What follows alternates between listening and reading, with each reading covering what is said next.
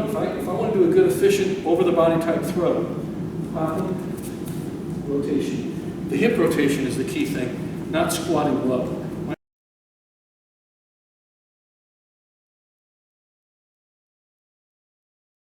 We've been working a lot on throws tonight, and a lot of you newer guys, let me tell you just right out, one of the hardest things about learning how to throw somebody is how to turn your hips in front of them and get your back to them. Okay, I mean that is a really, that's an obstacle a lot of people have to overcome.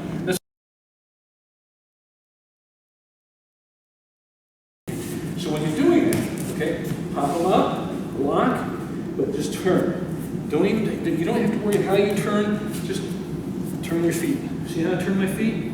My knees to the left, my butt to the right. I have total rotation here.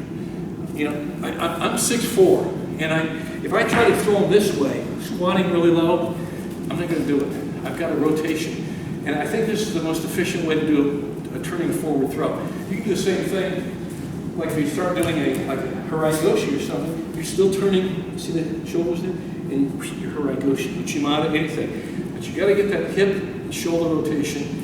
Does that make sense where they're connected? But people get a stumbling block when they have to turn their back and turn somebody, throw them over their body. So let's look on the hardest part is turning the hips, and then by turning your hips, you'll be able to turn your shoulders into it. And a good way to start that I think to help really reinforce and actually to teach how to get good hip rotation is Ippon Seoinage. I just believe in that. Now, you can go Koshi Drum and other stuff, but Ippon Seoinage allows me to work my hips and shoulders together when I'm in a forward rotational type movement here with this. So let's watch. So I've got my Seoinage, basic grip here, or my Kumikata, I should say. And all I want to do is practice popping them up. And when I do that, I want to lock. And now I'm thinking about turning my hips. I'm not thinking about loading them up so much, just turning my hips. If I think about turning my hips in, see how I get that rotation? That's the hardest part to learn, okay? Now, different people approach it differently. They'll say, okay, come across here and step in, like a Komi action, lifting, pulling action. They'll say do a box step. Those are all good. They work.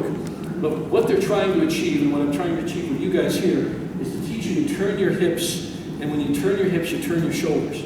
And I get you, so if you were just come in here like this, see how I'm turning this, I'm not even holding on, see how my hips have turned, my shoulders have turned. So they're connected.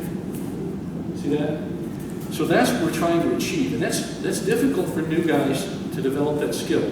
That's why you have to do lots and lots of Uchikomi, lots and lots of throws. It just takes a lot of practice. When I rotate my hips and shoulders, my head's going to turn as well, okay? I don't look down, and I don't look away. So when I pop them up and come in, look at what my head's doing, like this. Okay? See, I'm looking in that direction. So I'm using the turning, by turning my head, it helps rotate my hips and shoulders more.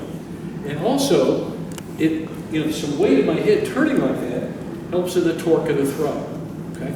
So when I'm coming in and I pop him up, turning it like that. Don't look down, because if I look down, I'm going to throw him down. Okay, if I look over the shoulder, I want to throw him over my back.